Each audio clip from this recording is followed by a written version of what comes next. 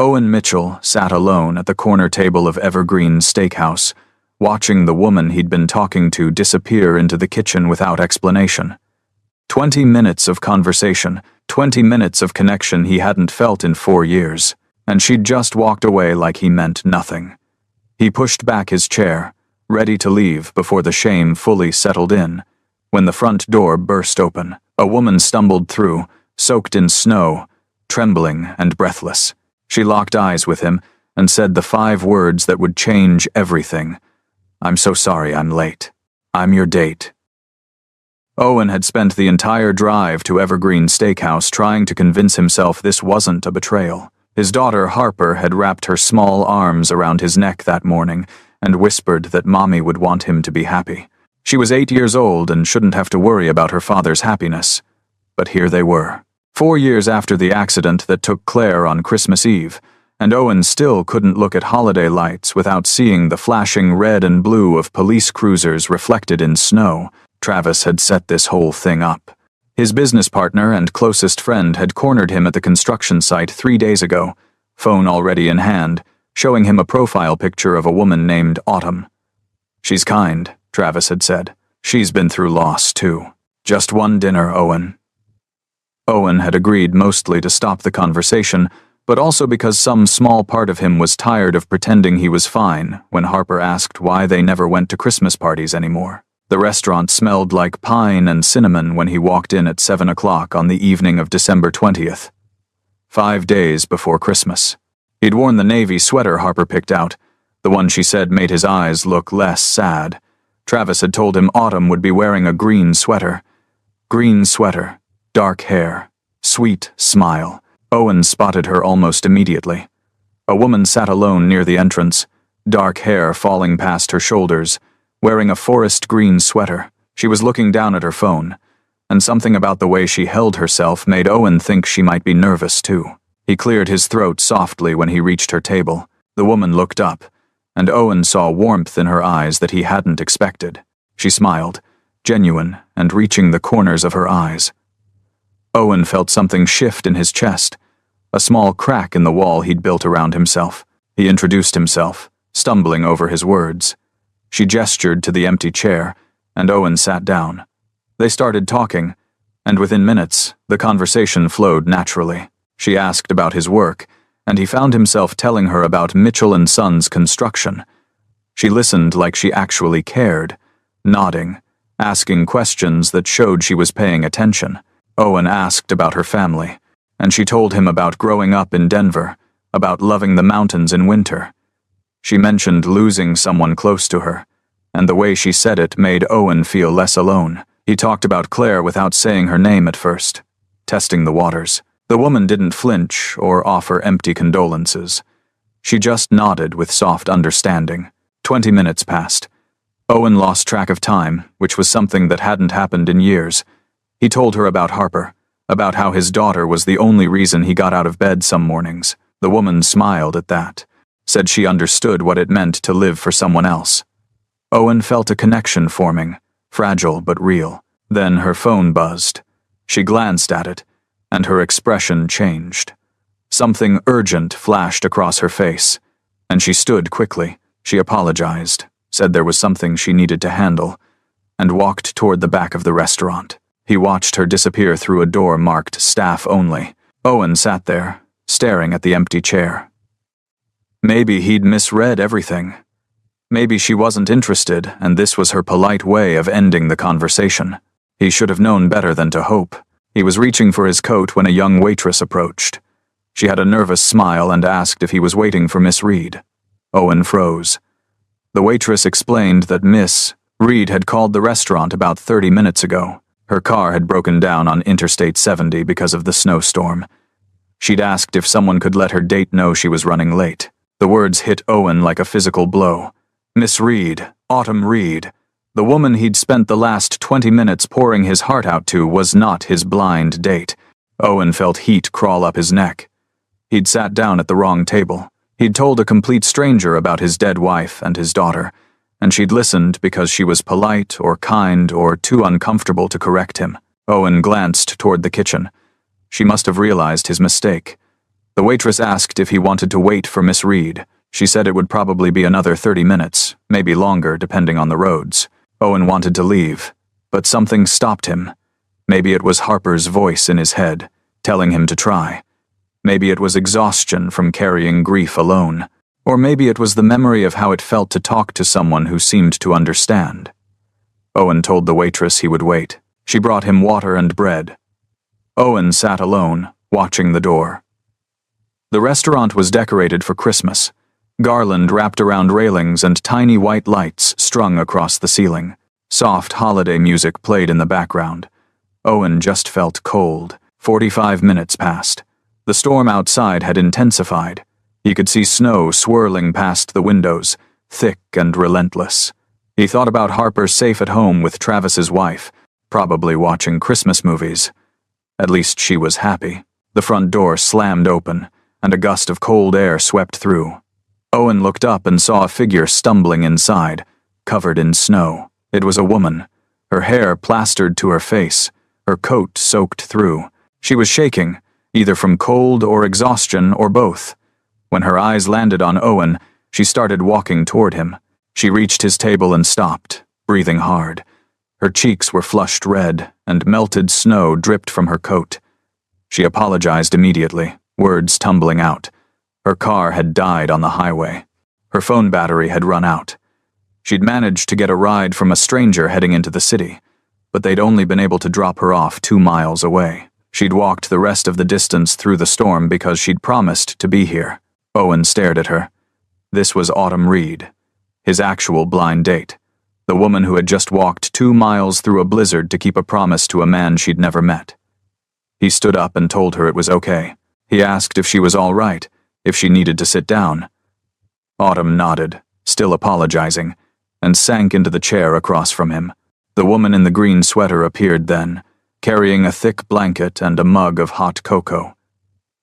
She draped the blanket around Autumn's shoulders and set the mug on the table. She looked at Owen with something knowing in her expression, something kind. She told him it looked like his real date had arrived, then wished him good luck before walking away. Owen realized then that she was Maya, the restaurant manager, and she'd known about his mistake all along but had been kind enough to let him talk anyway. They started talking, awkward at first. Autumn explained again about the car and the phone and the stranger. Owen told her about the mix-up, about sitting at the wrong table. Autumn laughed at that, a soft sound that seemed to surprise even her. She said she would have done the same thing. The conversation shifted. Autumn asked about his daughter, and Owen found himself talking about Harper with pride and protectiveness. Autumn smiled and told him about her younger sister, Lily, a high school senior who was too smart for her own good. Owen heard the weight in her voice when she talked about Lily, the same weight he carried when he talked about Harper. They were both living for someone else. Autumn mentioned her mother, briefly, just enough for Owen to understand that she'd lost her too. The grief in her eyes was familiar, and Owen felt that fragile connection start to form again. But this time, it was real. They stayed at the restaurant until 10 o'clock. The staff started cleaning up around them, but no one asked them to leave. Owen and Autumn exchanged phone numbers before they walked out into the cold. The snow had stopped, and the streets were quiet under a blanket of white. Owen offered to drive her home, and Autumn accepted. They didn't talk much in the car, but the silence felt comfortable. When he dropped her off at her apartment building, Autumn thanked him for waiting. Owen told her he was glad he did. She smiled, and for a moment, he thought about kissing her, but it was too soon. So he just said goodnight and watched her walk inside. He drove home thinking that maybe, just maybe, Harper was right. Maybe it was okay to try being happy again. Owen texted Autumn the next morning before he could talk himself out of it. The message was simple, asking if she and her sister wanted to come to his workshop that afternoon. Harper had been begging to make wooden ornaments for the tree. He hit send before he could overthink it. When Autumn replied yes immediately, Owen felt something close to excitement. He told Harper about the plan while she was eating breakfast, and she dropped her spoon into her cereal bowl, milk splashing onto the table. She asked if Autumn was the lady from the restaurant. Owen said yes, and Harper's face lit up. They arrived at 2 o'clock that afternoon, December 21st.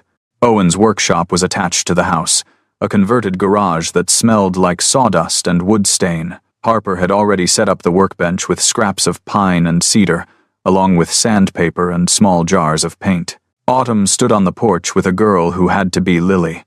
The resemblance was there in the shape of their faces and the color of their hair, but where Autumn looked warm and open, Lily looked guarded. She had her arms crossed and her expression was carefully neutral.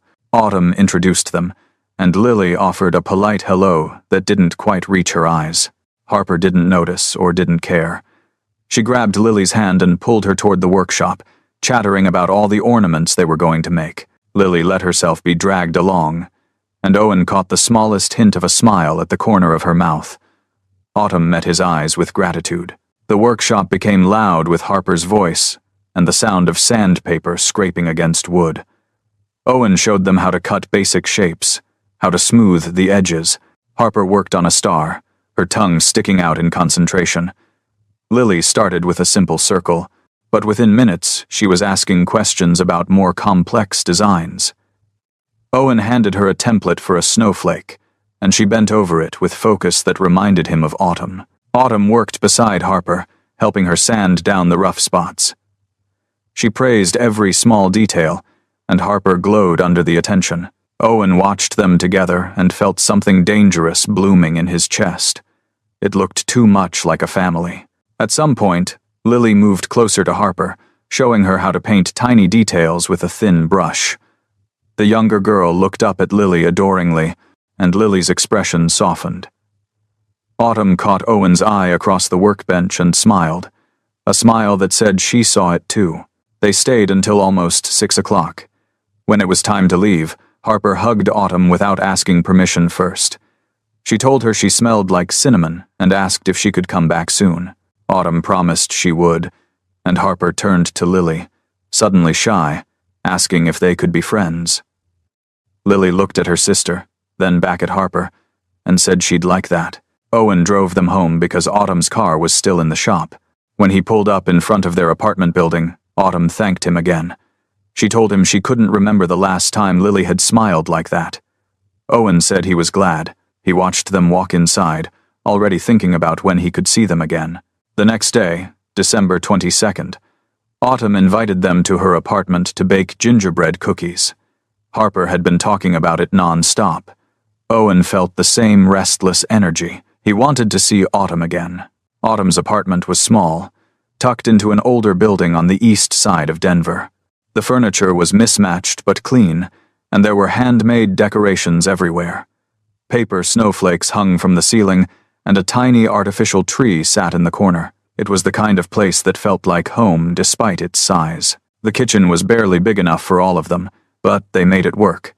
Autumn pulled out mixing bowls and measuring cups, and Harper immediately started cracking eggs with more enthusiasm than skill. Lily helped her clean up the mess, and Owen found himself standing next to Autumn, rolling out dough on the small counter. Their shoulders brushed, and neither of them moved away. Harper shaped her cookies into stars and Christmas trees, decorating them with so much icing that they were more frosting than gingerbread. Lily made hers with precision. Autumn worked beside Owen, cutting out shapes. She asked him about Claire, gently, and Owen found himself answering. He told her about the accident, about how it had happened on the way home from a Christmas party. He told her how he'd been working late that night, how he should have been in the car with her. Autumn didn't offer the usual platitudes. She just listened, and when he finished talking, she told him about her mother. She'd died 2 years ago from cancer, slowly and painfully, and Autumn had watched her fade away while trying to keep Lily from falling apart. She'd given up her own plans for college to take care of her sister. Owen understood. They stood there in the small kitchen, flour dusting their hands, and shared the weight of their grief with each other. Harper's laughter broke the moment, high and bright as she showed Lily a cookie shaped like a lopsided snowman. Later, when the cookies were cooling, Lily pulled Autumn aside. Owen pretended not to listen, but their voices carried. Lily told her sister that she could see what was happening, that Autumn liked this man and his daughter. She said she didn't want Autumn to give up anything else for her. Autumn's voice was soft when she replied, too soft for Owen to hear the words. but he saw the way Lily's expression tightened. There was something unsaid between them. Harper asked if they could stay for dinner. Owen looked at Autumn, who nodded. They ordered pizza and ate it on the floor of the tiny living room because the table wasn't big enough for four. Harper sat next to Lily, telling her stories about school and friends. Lily listened with patience that came from practice. When they finally left, it was after 9 o'clock. Harper fell asleep in the car, and Owen carried her inside and tucked her into bed. She mumbled something about Autumn being nice. Owen kissed her forehead, then went downstairs and sat in the dark living room. He thought about Autumn's apartment, small and full of handmade things. He thought about the way she looked at Lily, like she'd do anything to protect her. And he thought about how dangerous it was to start hoping again. December 23rd arrived with fresh snow and clear skies. Owen texted Autumn and asked if she and Lily wanted to go to the winter festival downtown. Autumn said yes before he even finished typing, and they agreed to meet at 6 o'clock when the lights turned on. The festival was crowded with families and couples walking through rows of vendor booths and light displays. Harper held Owen's hand on one side and Lily's on the other, swinging between them. Owen felt the familiar pang of loss, but it was softer now, dulled by the warmth of Autumn walking beside him. They stopped in front of the enormous Christmas tree in the center of the square. It had to be 40 feet tall, covered in thousands of white lights and ornaments donated by local schools. Harper stared up at it with her mouth open, and Lily stood beside her, equally mesmerized. Harper turned to Autumn and asked if she was going to stay with them. The question came out of nowhere, innocent and direct. Autumn looked startled, and Owen felt his heart stop. Harper clarified, asking if Autumn was going to come back and visit them again, or if this was the last time.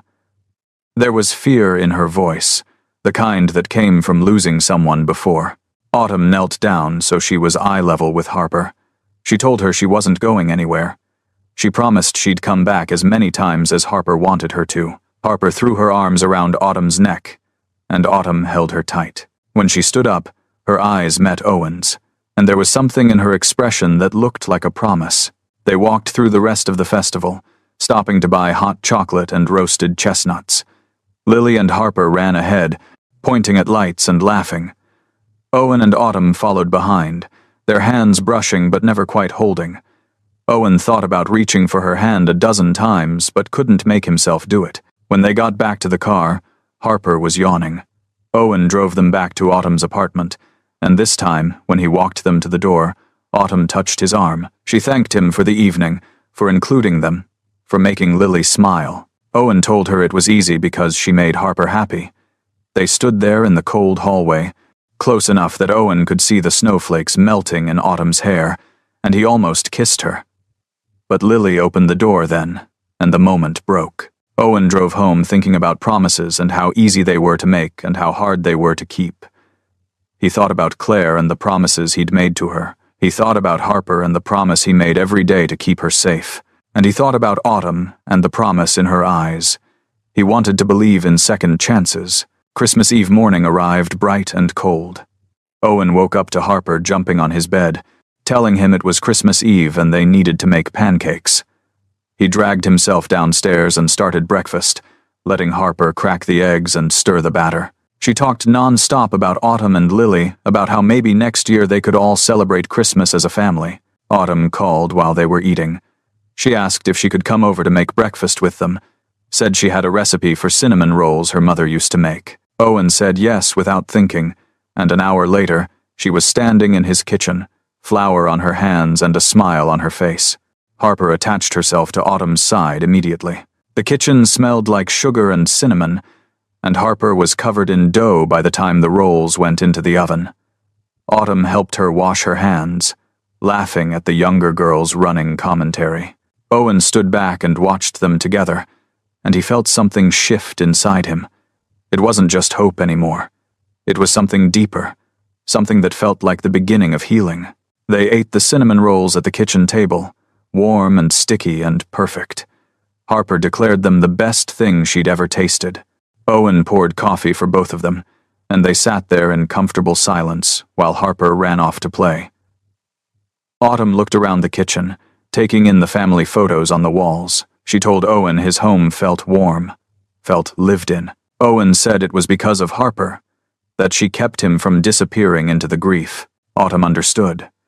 She told him about the early days after her mother died, how Lily had barely spoken for weeks, but they'd survived. And now Lily was thriving in school, talking about college and the future. Autumn had sacrificed her own dreams to make that happen, but Owen could hear the exhaustion in her voice. They were still sitting at the table when Autumn's phone rang. She glanced at the screen, and Owen saw her expression change. It went from relaxed to tense in the span of a heartbeat. She answered, and Owen could tell from her side of the conversation that it was important. She said yes, and thank you several times, and when she hung up, her hands were shaking. Autumn looked at Owen, and there were tears in her eyes. She told him it was a job offer, a position she'd applied for months ago. Phoenix Financial Group wanted her as their senior accountant. The salary was $85,000 a year, more than twice what she made now. It was enough to pay for Lily's college, to give them security. But it meant moving to Arizona. It meant leaving Denver. Owen felt the words hit him like a physical blow. Phoenix, Arizona, 1,000 miles away. Autumn told him she had to take it, that this was the opportunity she'd been waiting for, but her voice cracked when she said it. He asked when she had to decide. Autumn said they wanted her to start on January 2nd. She'd need to move quickly to find an apartment and get settled before her first day. Owen did the math in his head. That gave her just over a week. He wanted to tell her not to go. He wanted to ask her to stay, but he couldn't. He'd just signed a contract with the Denver City Council for a 6-month construction project. If he backed out, his company would be ruined. And Harper was settled in school, had friends, had a life here. They sat in silence, the cinnamon rolls growing cold on the table between them. Harper's laughter drifted in from the other room, bright and oblivious. Owen reached across the table and took Autumn's hand. He told her he understood, that she had to do what was right for Lily. Autumn squeezed his hand and told him she was sorry. Owen said he was sorry too. They were saying goodbye before they'd even had a chance to begin. Autumn left that afternoon, telling Harper she needed to go home and start packing. Harper asked when she'd see her again, and Autumn promised it would be soon, but Owen heard the lie in her voice. He walked her to the door, and they stood there looking at each other. Autumn touched his face, her hand warm against his cheek, and told him she wished things were different. Owen said he did too. Then she turned and walked away, and Owen closed the door and leaned against it, trying to remember how to breathe. Harper came running, asking where Autumn went. Owen told her she had to go home. Harper asked if she was coming back tomorrow for Christmas. Owen said he didn't think so. Harper's face fell, and she asked why. Owen knelt down and pulled her into a hug. He told her Autumn had to move away for work, that it was a good opportunity. Harper asked if they'd ever see her again. Owen said he didn't know, and the truth of that answer broke something inside him. That night, Harper cried herself to sleep. Owen sat in her room, stroking her hair and telling her it would be okay, even though he didn't believe it himself. When she finally fell asleep, he went downstairs and sat in the dark living room, staring at the Christmas tree. The wooden ornaments from his workshop hung on the branches, the ones Harper had made with Autumn and Lily. Owen reached out and touched the star Harper had painted, and he thought about how quickly hope could turn into loss. Autumn and Lily left Denver on December 26th, planning to reach Phoenix and settle in before her January 2nd start date. Owen didn't go to see them off. He couldn't watch them drive away. Harper asked about them every day, wanting to know when Autumn was coming back. Owen answered as honestly as he could without breaking her heart more than it already was. Christmas had been quiet and sad. Harper had opened her presents with half her usual enthusiasm. They'd eaten leftover cinnamon rolls for breakfast, and Owen had burned his hand on the oven because he wasn't paying attention. Everything felt wrong without Autumn there. December 28th arrived with a weather warning. The news stations had been talking about it for days, a massive winter storm moving down from Canada that was supposed to be the worst in a decade. Schools closed early, and businesses sent workers home. Owen made sure Harper had everything she needed before the snow started. Travis called to check on them. Owen said they'd be fine. The storm hit around noon. Snow fell so thick that Owen couldn't see across the street. The wind howled against the windows, and the temperature dropped to dangerous levels. Owen kept checking his phone for updates, watching the weather alerts pile up. The roads were closed, the highways impassable. Harper's school had sent out a message saying the buses were running behind schedule because of the weather. Owen wasn't worried at first, but when 2 hours passed and Harper still wasn't home, he started to feel the familiar flutter of panic in his chest. He called the school, and they told him the buses were stuck on Interstate 70, just past the mountain pass. They were safe, the woman on the phone assured him, but they couldn't move until the plows came through. Interstate 70, the same stretch of highway where Claire had died. Owen felt the room tilt, and he grabbed the counter to steady himself. He hung up and ran to his truck. He had to get to Harper. The roads were barely visible under the snow. Owen's truck slid twice before he made it to the highway entrance, and when he got there, a police officer flagged him down. The cop told him the interstate was closed, that nobody was getting through until the storm passed. Owen tried to explain about Harper, about the school bus. The officer was sympathetic but firm. He said emergency crews were working on it, that the kids would be fine, that Owen needed to go home and wait. Owen sat in his truck on the side of the road, watching snow pile up on his windshield. He couldn't go forward, and he couldn't go back. He was stuck, just like 4 years ago when he'd gotten the call about Claire. His hands were shaking when he pulled out his phone. He scrolled through his contacts. His thumb hovered over Autumn's name. He typed the message without thinking. Harper was stuck on Interstate 70, the same place Claire had been. He couldn't get to her, and he needed help. He knew Autumn was far away, knew she couldn't do anything, but he sent the message anyway because he didn't know what else to do. Owen sat there for 15 minutes before his phone buzzed. Autumn's response was 3 words. She said she was coming.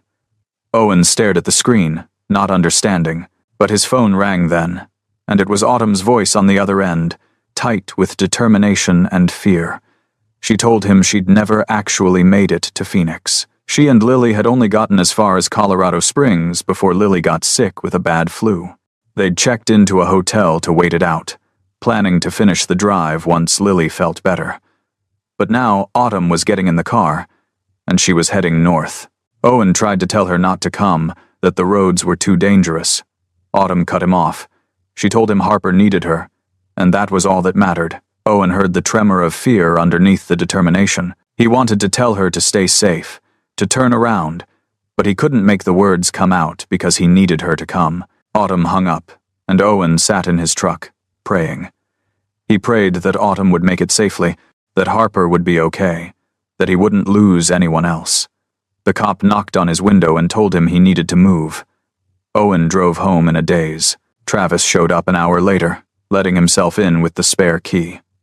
He found Owen sitting on the couch in the dark, staring at his phone and waiting for news. Travis sat down beside him and didn't say anything for a long time. When he finally spoke, he told Owen that Harper would be fine, that kids were resilient. Owen wanted to believe him. Owen's phone rang at 6 o'clock. It was a number he didn't recognize. A woman's voice told him the children were safe. The buses had been cleared, and they were bringing the kids to a warming station at a fire department near the highway. Parents could pick them up there. Owen was in his truck before the woman finished talking, with Travis shouting after him to be careful. The fire station was crowded with parents and crying children when Owen arrived. He pushed through the crowd, searching for Harper's face. He found her sitting on a bench near the back, wrapped in an emergency blanket and holding a cup of hot chocolate. She looked small and scared, but she was alive. Owen ran to her, dropping to his knees and pulling her into his arms. He held her so tight she complained that he was squishing her, but he couldn't let go. Harper pulled back and looked at him with wide eyes. She told him Autumn had come. Owen's heart stopped. Harper said a woman had shown up at the bus before the fire trucks did, that she'd climbed through the snow and helped get the doors open. She'd made sure all the kids were okay and had stayed with them until help arrived.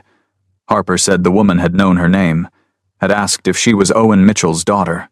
When Harper said yes, the woman had hugged her and told her everything would be all right. Owen looked around the fire station, searching the crowd for Autumn's face. A firefighter noticed him looking and asked if he was searching for someone. Owen described Autumn, and the firefighter nodded. He said she'd left about 20 minutes ago, that she'd refused medical attention even though she looked exhausted. She'd told them she needed to get back to her sister, who was sick and waiting at a hotel in Colorado Springs. Travis insisted on taking Harper home. He told Owen to go find Autumn, that he'd make sure Harper got home safe. Owen drove south through the clearing storm. Autumn had come. She'd driven through the worst blizzard in a decade, faced down her biggest fear, and saved his daughter. And he'd let her walk away without even saying thank you. The hotel was a small chain off the highway. Owen found Autumn's room number from the front desk clerk. He knocked on the door, and Lily answered. She looked tired and pale, remnants of the flu still visible in her face. She recognized Owen immediately and stepped aside to let him in. Autumn was sitting on the edge of one of the twin beds, staring at her hands. She looked up when Owen entered, and the exhaustion in her eyes made his chest ache. He asked if she was okay, and she nodded, but her hands were still shaking. Owen sat down beside her and took those shaking hands in his own. He told her thank you, told her she'd saved Harper's life. Autumn shook her head and said she'd had to come, that she couldn't have lived with herself if something had happened. Lily cleared her throat from across the room. She told Owen there was something he needed to know. Owen looked at her, and Lily pulled an envelope from her backpack. She handed it to Autumn, whose hands started shaking harder. Lily explained that she'd gotten a scholarship, a full ride to the University of Colorado Boulder. The letter had come 2 weeks ago, but she'd hidden it because she knew Autumn would turn down the Phoenix job if she found out. Lily had thought she was helping, but watching Autumn cry on Christmas Day had made her realize she'd been wrong. Autumn stared at the letter, tears running down her face. She asked Lily why she hadn't said anything sooner, and Lily's voice broke when she answered. She said she was tired of Autumn sacrificing everything for her, tired of being the reason her sister couldn't be happy. She told Autumn she deserved to have a life, too, to fall in love, to build something for herself. The scholarship meant they could stay in Denver. It meant Autumn didn't have to take the Phoenix job if she didn't want to. Owen felt hope bloom in his chest. He asked Autumn what she wanted to do, and she looked at him with those tear-filled eyes. She said she wanted to stay, but she couldn't use the scholarship as an excuse to give up a good job. She still needed to support them both, still needed to make sure Lily had everything she needed beyond just tuition. Owen told her about an idea he'd had. His company was growing and needed someone to manage the finances properly. Travis had been handling the books, but he was terrible at it. They'd been talking about hiring a real accountant for months. Owen explained that it would be a legitimate position, senior financial manager for Mitchell & Sons Construction. The salary would be comparable to what Phoenix had offered, maybe slightly less but with room for growth. There would be benefits, health insurance, retirement contributions. It wasn't charity. It was a real job that his company genuinely needed. Autumn looked at him for a long time, searching his face for something. She asked if he was sure, if this was really what he wanted. Owen told her he'd never been more sure of anything in his life. He said he wanted her to stay, wanted Harper to have her in her life, wanted to see where this thing between them could go if they gave it a real chance. He told her he was terrified of losing someone again, but he was more terrified of never trying. Autumn's answer was to kiss him. It was soft and tentative, her lips cold from the storm and tasting like salt from her tears. Owen kissed her back, his hands coming up to cup her face, and for the first time since Claire died, he felt like he was allowed to be happy. Lily made a sound that might have been a laugh or a sob, and when they pulled apart, she was smiling through her own tears. They drove back to Denver together the next morning, December 29th. The storm had passed, leaving the city covered in fresh snow that sparkled in the sunlight. Harper was waiting at home with Travis, and when she saw Autumn walk through the door, she screamed and ran into her arms. Autumn held her tight, promising again that she wasn't going anywhere. Harper asked if that meant Lily was staying too, and when Lily confirmed it, Harper grabbed her hand and dragged her off to show her something in her room. Owen and Autumn stood in the entryway, watching the girls disappear upstairs. Travis clapped Owen on the shoulder before letting himself out. Autumn leaned into Owen's side, and he wrapped his arm around her shoulders. She asked him if he was ready for this, for the complications and the work it would take to blend their families together. Owen said he was. He'd been running from happiness for 4 years, and he was tired of running. It was time to stop being afraid and start living again. 1 year later, Owen found himself back at Evergreen Steakhouse on Christmas Eve. He'd reserved the same corner table where he'd sat waiting for his blind date, the table where everything had started. Autumn sat across from him now, wearing a green sweater that reminded him of that first night. Harper and Lily were at the next table over, trying and failing to contain their giggles. Maya, the restaurant manager who'd unknowingly started it all that night by being kind to a confused stranger, stood behind the bar with a knowing smile. Owen reached into his pocket and pulled out a small velvet box. His hands were steadier than he'd expected them to be, and when he opened the box to reveal the ring inside, Autumn's breath caught. He told her he'd been thinking about this for months, about what it meant to build a life with someone after loss. He said he'd learned that loving someone again didn't mean forgetting the people who came before. It meant honoring their memory by choosing to be happy, by choosing to live fully instead of just surviving. He asked her to marry him, to be his partner and Harper's stepmother and the person he built a future with. Autumn said yes before he finished asking. She was crying again, but this time it was the good kind of tears. Owen slipped the ring onto her finger, and Harper and Lily erupted in cheers from their table. Other diners started clapping, and Maya brought over a bottle of champagne on the house. Owen pulled Autumn close and kissed her while their daughters laughed, and the restaurant full of strangers celebrated with them. Later that night, after they'd driven home and tucked Harper into bed, Owen and Autumn stood in front of the Christmas tree. The wooden ornaments Harper had made still hung on the branches, joined now by new ones from the past year. Autumn leaned her head on Owen's shoulder and told him she was glad she'd walked 2 miles through a snowstorm to meet him. Owen said he was glad he'd waited. They stood there in the soft glow of the Christmas lights. 2 people who'd learned that sometimes the best gifts come wrapped in second chances, and sometimes the person you're meant to find is the one who refuses to give up on you, even when everything tells them they should.